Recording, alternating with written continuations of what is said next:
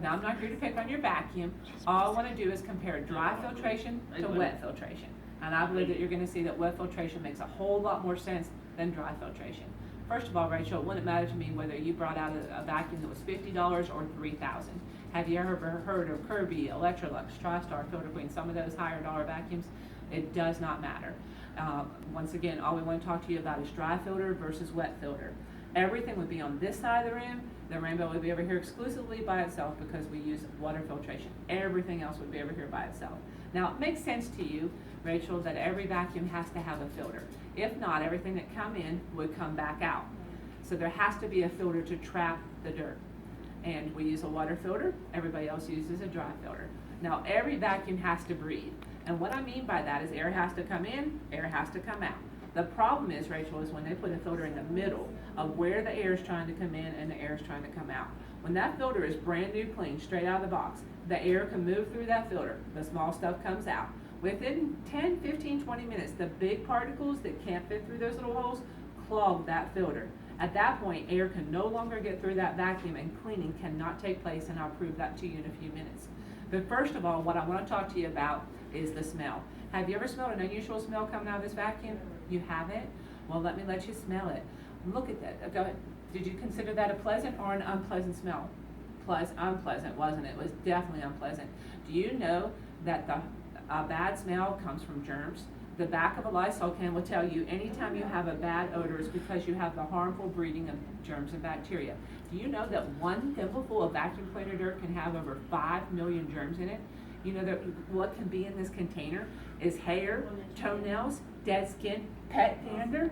Everything is in that vacuum breeding germs and bacteria. You set it back in that closet and it's warm and dark and moist in that closet, and those dust mites go crazy and they breed millions of little dust mites. And when you turn that on, Donna, it blows them back into the home again with germs and bacteria. Now, on the Oprah Winfrey Show, there was a lady on there that every time she vacuumed, she was infecting her home with salmonella because she had picked up chicken or something. Now, I know that's extreme, but they are germ spreaders. Sometimes if there's repeated sickness in the home, like a cold or a flu, it can be coming from the filters of your vacuum cleaner. So let me ask you, would you ever leave your trash in the kitchen more than a day or two? No, but we leave our trash in our vacuum sometimes months at a time. And that trash begins to multiply and breed, and you blow that into a home. Let me ask you another silly question. Would you pour water through this and capture it at the bottom and drink it? No, but we take our air through this, whatever this trash is in this vacuum, and then it takes our air and blows it right back into the home. So our air is coming through there. And if you want to consider taking water through there, why would we consider to take air through there that we have to breathe? Now let me show you those filters I was talking to you about. Look at this filter. Can you see how blocked up it is? Do you see any light coming through that filter? If light is not coming through the filter, air is not coming through the filter. Look at the dust in this filter. Can you see all that stuff? Let's look at this one. Same thing, blocked and full of dust and germs. Let's look at this last filter. Once it gets past this, we become the final filter, and it gets into our sinuses and lungs. See, you can see a little light showing through this, but it's still blocked up and full of dust and germs.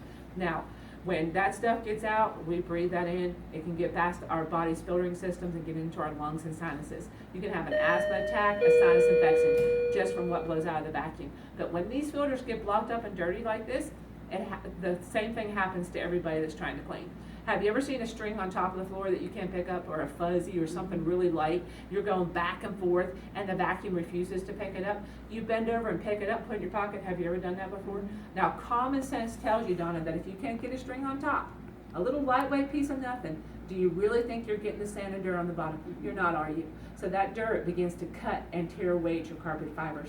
Our feet don't have cutting edges. The vacuum doesn't have cutting edges, but the dirt does. And when you can't reach that dirt and you're vacuuming it and rubbing it, you're going to pick up handfuls of carpet. You see what's in the container here? Do you see any dirt? No. What you see is carpet, hair, fluff, just surface stuff.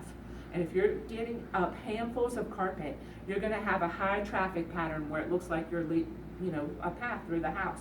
It's cause your vacuum can never get the sand and dirt. It can only pick up the carpet. and you're just gonna end up throwing your carpet away. Now I'm gonna put all this back together, and the last thing I wanna show you is what blows out of your vacuum. And this is the most serious thing that I have to show you tonight. But Donna and Goober, I want you to watch right up under my light right here, okay? Are you watching? Mhm. When I turn this on, this is where I want you looking. Oh my goodness, did you see that?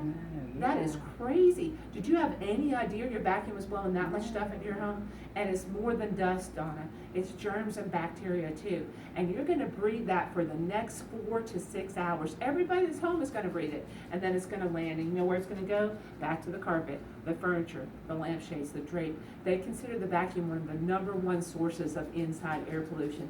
Now let me ask y'all a couple quick questions. Does it make any sense to blow any amount of dust, germs, and bacteria back into your home when you're trying to clean? No, it doesn't. Does it make any sense to pick up carpet and leave the dirt behind? It doesn't, does it? Does it make any sense to use this vacuum or any other dry filtration sweeper?